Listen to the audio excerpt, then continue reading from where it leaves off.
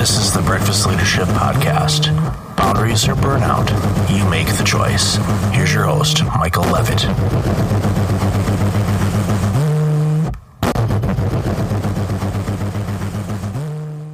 Welcome to another episode of the Breakfast Leadership Podcast. It's Michael here, and I have Dr. Marcia Sirota on the line with us today. Doctor, welcome to the show. Thanks for having me. You've done a ton of stuff. You write books, you help people with a variety of different things. But for today, I wanted to focus on the subject of people pleasing, and specifically on the types of burnout that people face when they go through life as a people pleaser.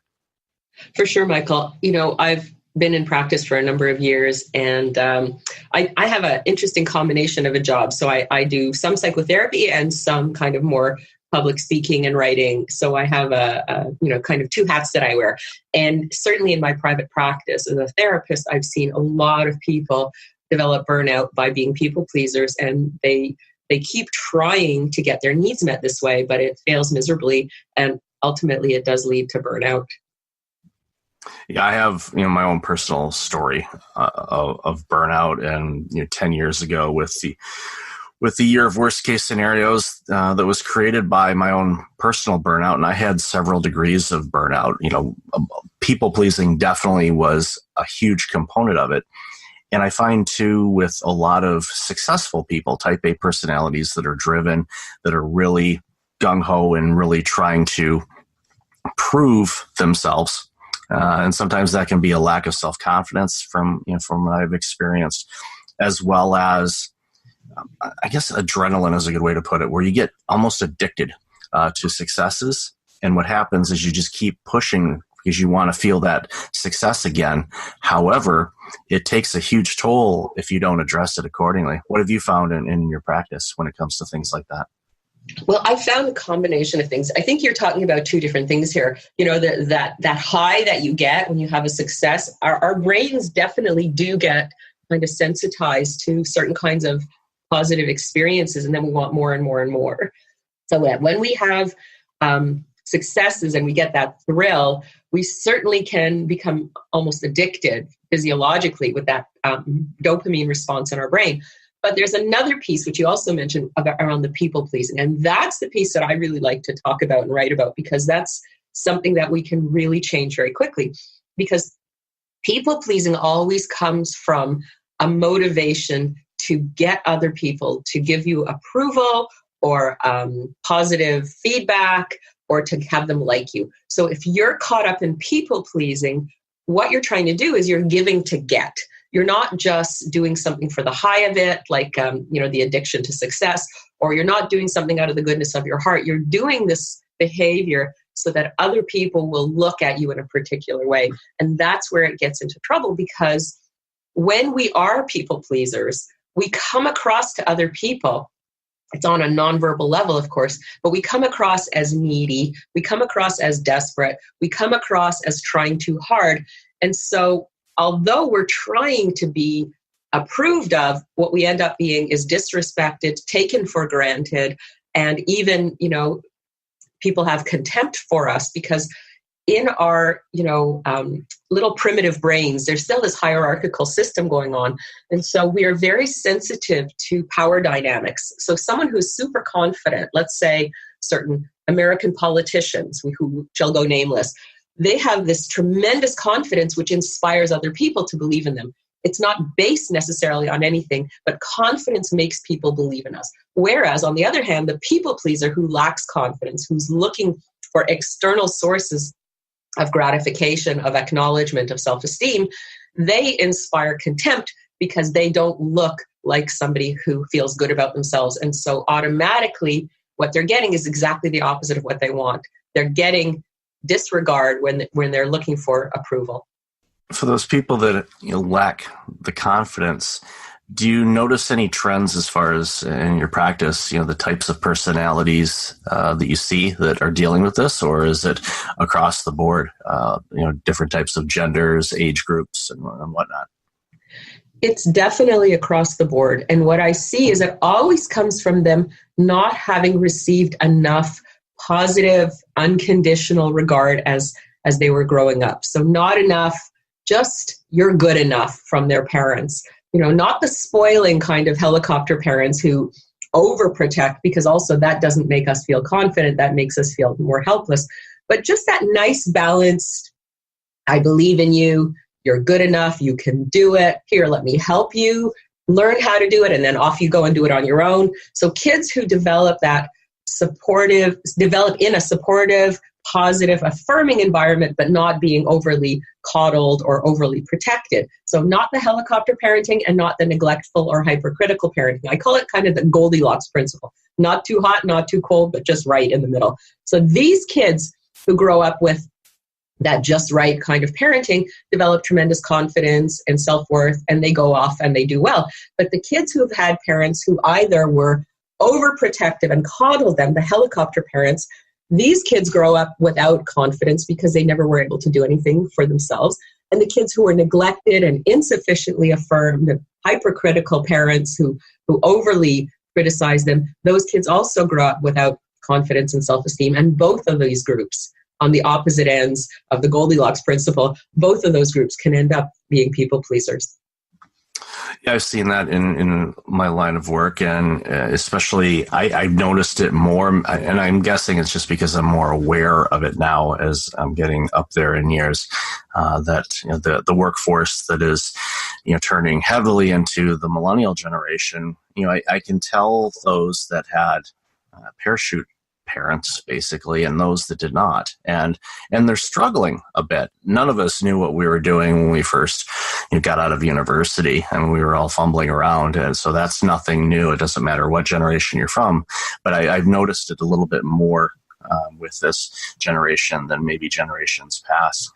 One follow-up question on that, as far as the self-confidence thing. Let's say you have a situation where the individual grew up, they had very supportive parents, a lot of positive affirmations, were confident, and then they get into a relationship with somebody that is a narcissist, or maybe worst case scenario, psychopath type of situation. Do you see, when they run into those types of situations, their confidence drop off, where they could actually run into this type of people pleasing to try to address or offset what they're facing? I think that's a very interesting question. I was just thinking about, what it is that makes people choose a toxic partner. I actually think that if we have really good confidence, we're going to have radar for those narcissists and sociopaths and difficult, toxic people out there. And we're less likely to get involved with them, and we're certainly less likely to stick around with them. I think the more fundamental confidence we have as a base within ourselves, the less likely it is for us to, engage in any kind of meaningful way with people like that. So I think it would be the people who have kind of like so-so confidence, people who think maybe they have confidence, but it's not as strong as they might have hoped. And those people might be attracted to somebody who's very charismatic, like the sociopath, or someone who's very dramatic, like the borderline, or someone who's, narcissistic and very, exciting to be around. And those people will definitely suffer in their confidence and their self-worth by association with those people. But all people pleasers really need to learn one basic thing, which is how to give themselves the love, the approval, and the affirmations that they need. So everyone needs to take responsibility. So whether we've had difficult parenting or inadequate validation growing up, or we've gotten involved with a boss who was abusive or a partner who was abusive, we need to stop and take responsibility for our own self-worth, for our own self-regard, and stop looking to others for those things. And when we take that responsibility, first of all, we become empowered to be our own best friend.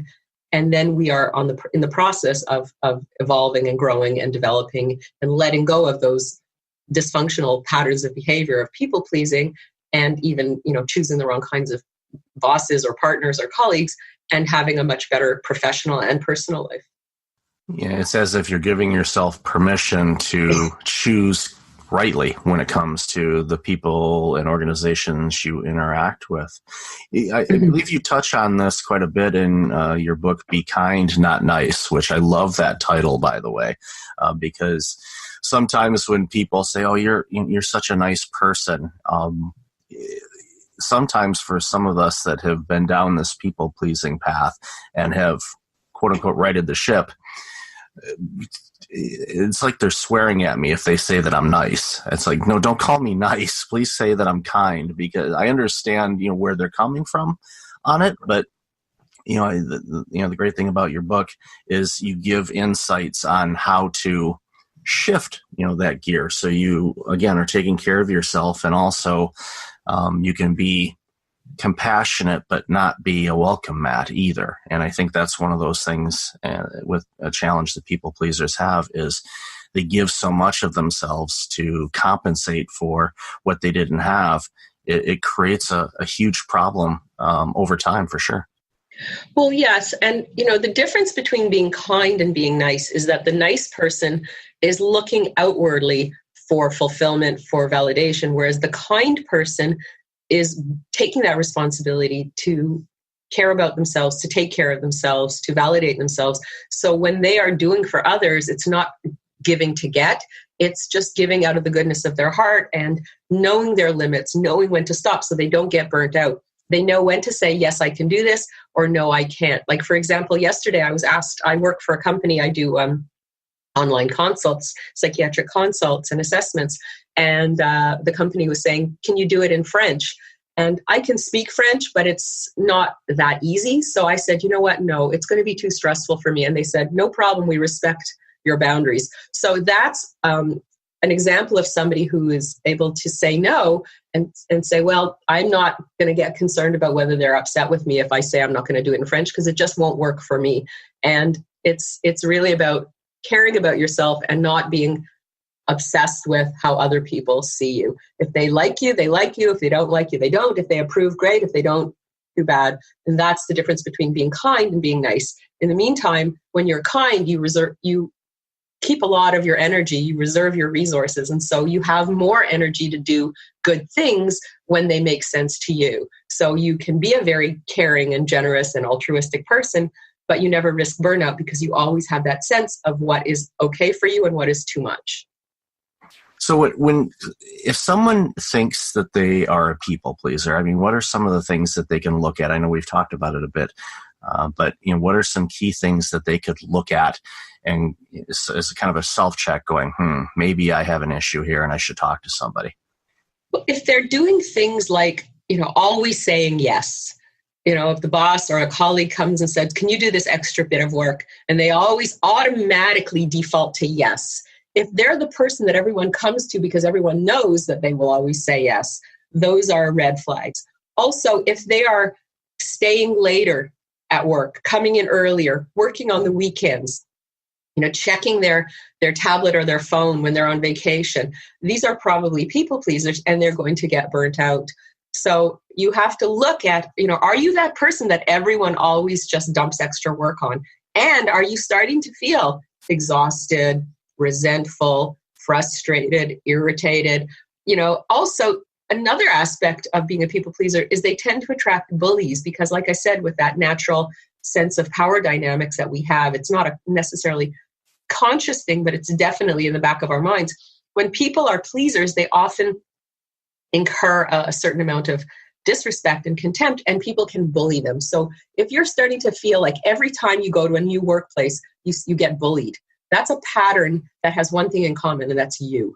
So why do you keep getting bullied in these environments? So that's another big red flag that you need to change the way you interact with your people at work.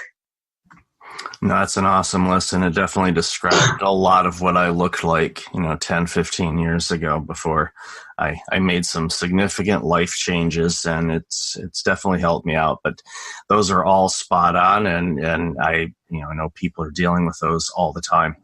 One of the things too, before we wrap up, is, and audience, I'll have all of this information in the show notes as well, is your 11,000 word document that you put on your website regarding the dark side of being too nice. I read that and I'm like, this is a book in itself. This is a TED Talk. This is, you name it. It's such an incredible piece. So I wanted to at least, acknowledge you for that and all the awesome work that you're doing. But and again, this is going to be in the show notes, and I highly encourage people listening to go take a look at this, because it summarizes what we've been talking about so good, and there's case examples and things that are going to resonate with some people. So what motivated you to put all those words to paper in that way and write this wonderful essay on the dark side of being nice? I think it was because I see it as such a big problem. It's such a recurrent theme in my practice, and just when I speak and present to other groups, I see this a lot, and I felt like it was important to kind of clarify what the issues are and give people an idea of some of the solutions.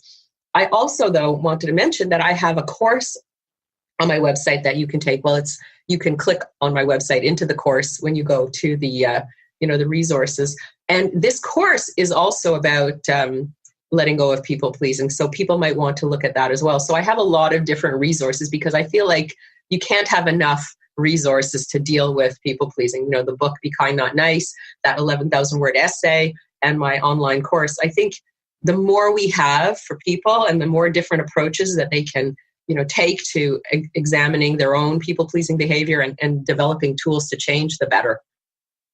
No, I totally agree. And it's an amazing read. And again, I want everyone to take a look at that. And definitely we'll talk in a second about, where people can find you and these resources and your course and everything else that's going on. So, Marcia, I want to thank you for your time today. I really appreciate you. I've been a follower for some time, so I was excited to be able to have an opportunity to talk to you one-on-one, and with obviously all the listeners as well, about the awesome work that you're doing and the impact that you've had on my life and everybody that you serve. So thank you so much for being on the show. And to wrap up, just let people know where they can find more on you.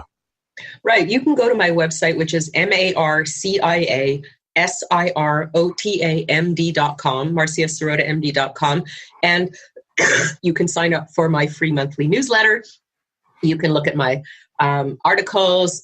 You can click into my podcasts, and you can register for my online courses. I have one on overeating and one on people pleasing. So there's lots of content, and you can, spend some time and check out, some of the things that I'm doing these days. That's awesome. And audience, I'll have all that information in the show notes. So, Marcia, thank you again for being on the show. I appreciate you and all the work that you're doing, and all the best in your future endeavors. Thanks, Michael. It's been a pleasure. Thank you. And until next time, everybody, be well. Hey, it's Michael again. Thank you for listening to the podcast. I really appreciate it. If you're like many people, you're dealing with some significant stress and possibly approaching burnout. I know how you feel. In 2009, my burnout led to a year of worst-case scenarios. I do not want that to happen to you. If you go to breakfastleadership.com, you can register for a free webinar on burnout prevention, as well as get a free checklist to have successful mornings. Start off each day the right way. Again, that's at breakfastleadership.com. Also, since you are a loyal podcast listener, I'm asking you to like, rate, and review my podcast on iTunes. I look at all the reviews and appreciate your comments, and it helps other potential listeners discover the content I have on the show. I appreciate you, and thanks again for listening. This podcast is a part of the C-Suite Radio Network. For more top business podcasts, visit c-suiteradio.com.